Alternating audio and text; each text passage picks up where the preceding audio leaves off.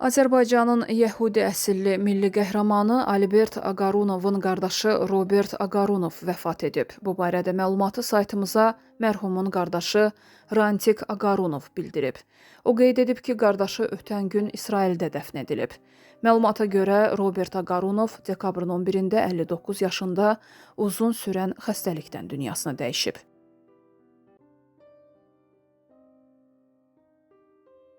Rusiya-Ukrayna müharibəsi bölgəsində daha bir həmyerlimiz həlak olub. Bu barədə sosial şəbəkələrdə məlumat yayılıb. Bildirilib ki, Rusiya Silahlı Qüvvələrinin tərkibində Ukraynada gedən müharibədə iştirak edən Yardımlı rayonu Əfçədulan kənd sakini Raqif Hüseynqulu oğlu İskəndərov döyüş əməliyyatları zamanı həlak olub.